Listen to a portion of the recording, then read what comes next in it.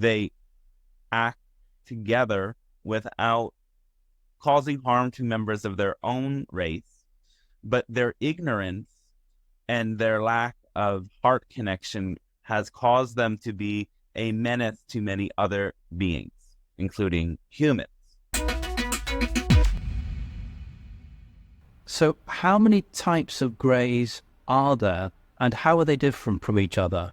Well, the original greys came to create the tall greys.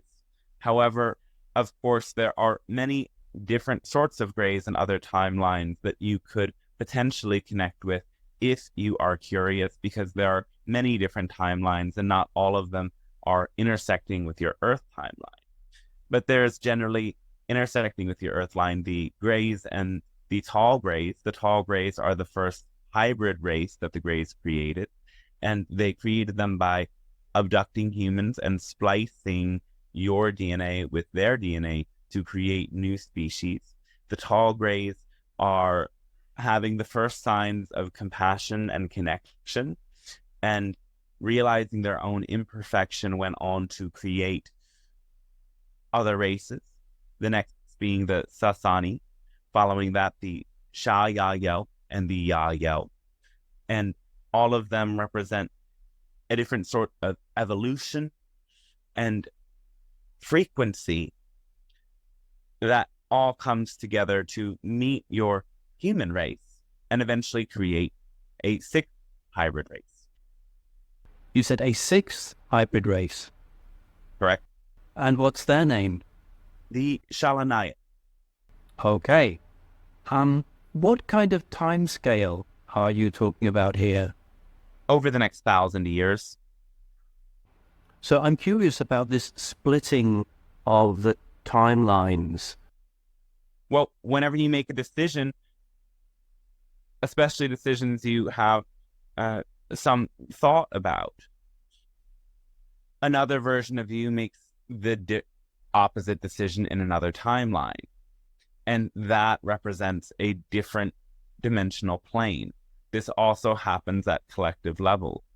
And therefore, there are infinite timelines of different Earths and different versions of all souls on all Earths with different outcomes, different experiences. Okay. I mean, coming back to the first greys, before any of the hybrids, were some of them slaves for the warlike extraterrestrials? Yes, some of the warlike extraterrestrials do have slaves. And those slaves are the grey extraterrestrials? The greys were not slaves. Because there's a lot of talk that some warlike races, for example, some of the reptilians, use the greys as an interface, but that's not true.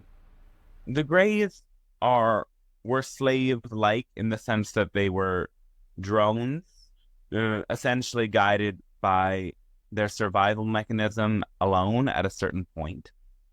They, in that sense, did not have very vast intelligence or personality. They were hive mind-like, and in a sense, they were a slave to their own collective, if that makes sense.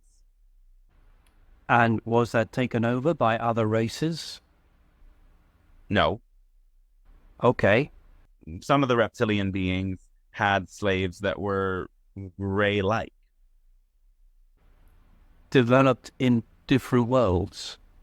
So there are many beings that resemble other beings. Like, there are different beings that appear to be like the greys. There are also different beings that appear to be like you, like humans, though they have their own unique energies and personalities and expressions on their own planets. Okay, can you tell us, how do greys reproduce? They eventually had to start cloning themselves in order to reproduce. Can you be more specific or tell us more about that process?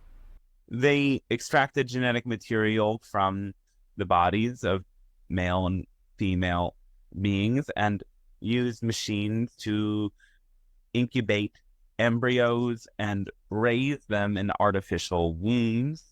And eventually, birth them, wake them up. Okay. There was a rumor, let's say, of an interview with a gray alien caught in America, where they were highly telepathic, and they said that their body was like a doll. They could just discard it and they get a new one. Is there any truth in that?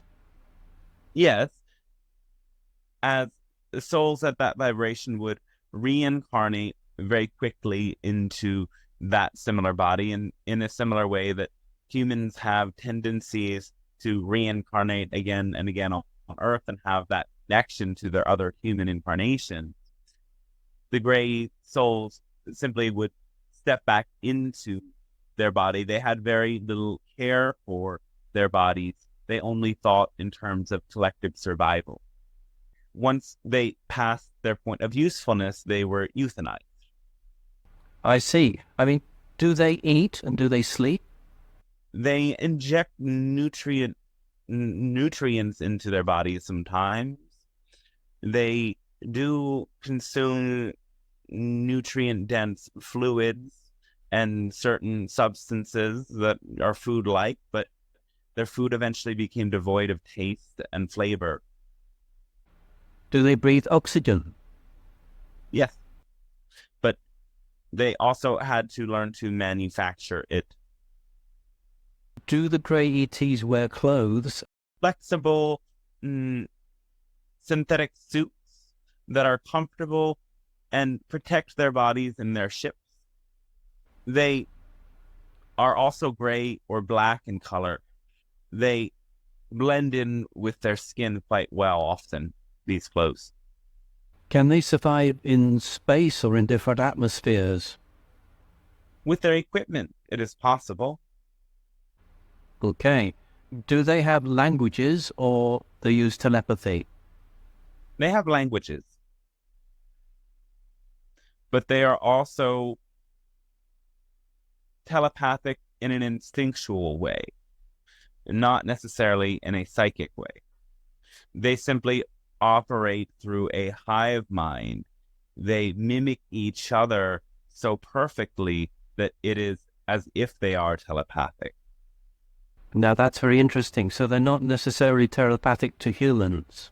When they operate on a psychic space, they are able to transmit energy that you experience in a telepathic way. It does not necessarily mean that they are telepathic with each other in the same way that we as Pleiadians are, who have developed a higher intelligence from the spiritual connection. They are telepathic in an instinctual sense in that they operate collectively and they orient towards a collective mind.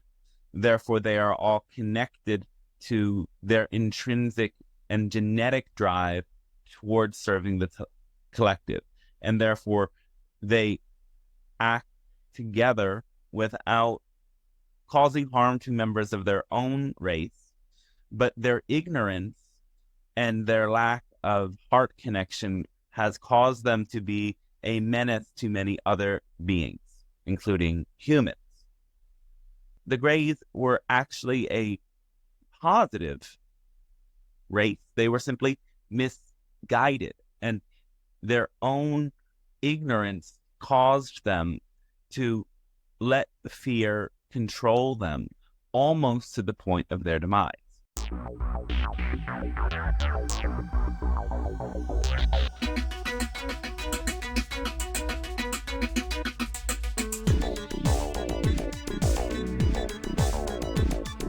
Spaceship of Babel, we are gliding through the stars on a 5-year mission beyond Jupiter and Mars, a celestial encounter on a future Noah's Ark, and you won't hear us coming if you whisper in the dark.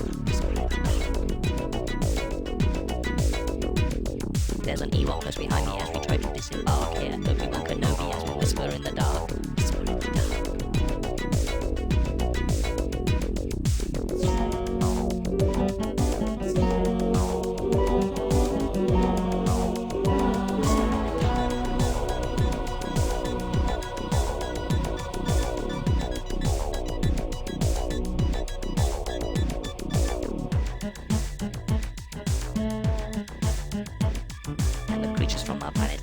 us in the hold. We all practice Ayurveda so we won't be growing old. As we speak our further minor with the strangest of the quark, who can hear us on the phone as we whisper in the